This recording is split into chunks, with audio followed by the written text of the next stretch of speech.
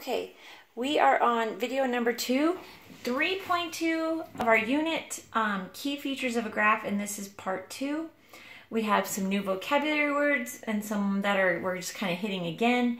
We have intercepts, domain, range, interval notation, and set.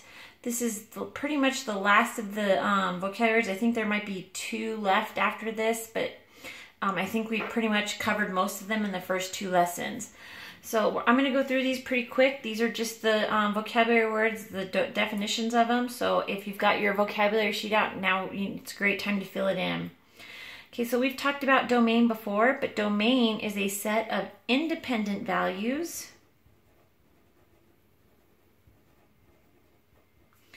for which a function is defined. Typically, this is the set of x values which produce a valid output from a function, okay?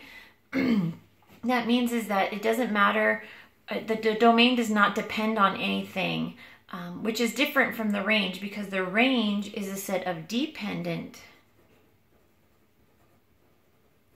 values for which a function is defined. Typically, this is a set of y values that result from a function when it is acted upon by its input values. My input values are my domain.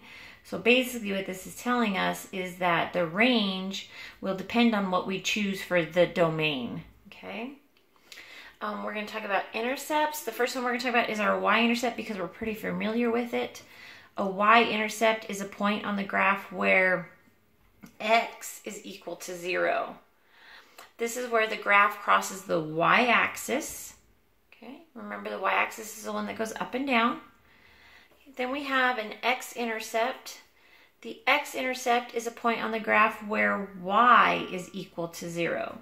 So when I'm talking about this, what I mean by this is my y-intercept is going to have a point on the graph, and it's going to look like this. It's going to have a 0 for the x, and then some number, say 4, for the y-intercept. That's where it crosses. My x-intercept is going to have a point that looks like this. It could be some number, say 2, and then the 0 will be where the y should be. Okay? So you'll know you have your different intercepts when you see these zeros in there. Okay. Oh, and sorry, the x-intercept is a point on the graph where y is equal to 0, and this is where the graph crosses the x-axis at. Okay? A set is a collection of things. Okay, and in math, these things are usually numbers, obviously. So we can have a collection of really anything. You could have a collection of watches, you could have a collection of cars, you could have a collection of anything, but in math, the collection that we're talking about is a set of numbers. Each member is called an element of the set, and there should only be one of each member because they are all unique. Okay. Then we have interval notation. Interval notation, it's a notation used for representing intervals, which I guess makes the most sense, right? Okay, as a pair of numbers. Okay. The numbers are what we call endpoints of the interval. They are either represented by parentheses and or brackets, and they're used to show whether the endpoints are excluded or included. And what I mean by that is so for example, this one right here, this looks like a point on a graph, right? Well, technically, because we're talking about an interval, this is an interval notation.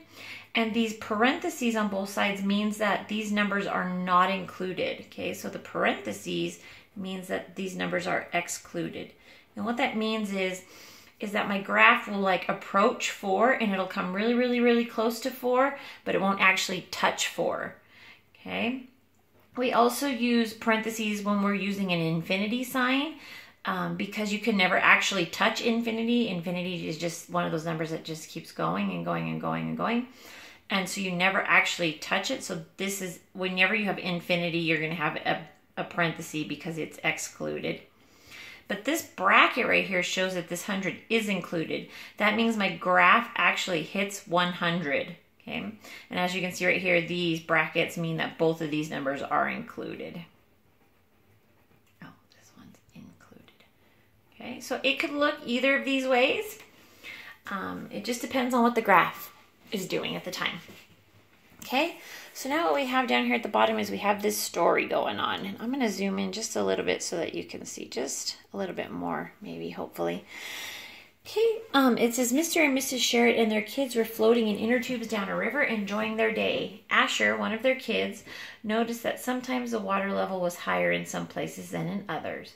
Connor, their other kid, noticed there were times they seemed to be moving faster than other times. So let's say that during our trip, Asher collected this data right here, showing the different depths of the river. So what we're going to do is we're going to mark this table up, and we're going to mark it showing increasing and decreasing. Now it does not ever have a constant, so you only need 2 colors right at this time. And I'm going to pick pink and green, it looks like, because that's what I'm grabbing. Okay, and you don't necessarily have to, you could just draw these down, but I always like to do colors, it always helps me. So this are the time, this is like in minutes, so when we started at 0 and then ended at 120, which is 2 hours. And these are the different depths and when they were measured. So we're just going to start from here and kind of figure this out. So I'm going to use pink for increasing, and I'm going to use green for decreasing. Ooh, that green might not work with my pen. So this is increasing and this is decreasing. Okay? All right. So when I go from 4 to 6, that is an increase. From 6 to 8 is an increase. 8 to 10 is an increase. Okay?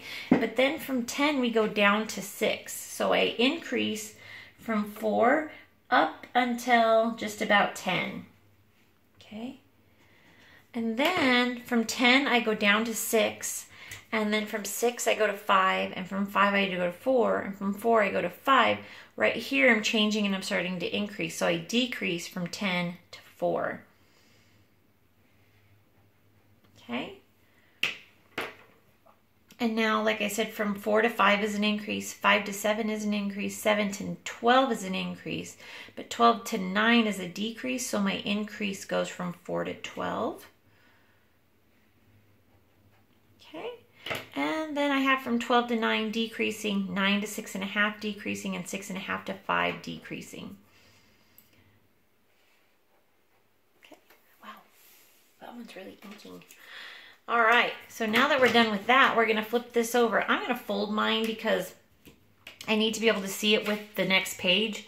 You don't obviously have to, but I wanna keep it on the screen, so I'm gonna fold this so that we can see it. Just like that works. And then I'm going to put this page right inside it.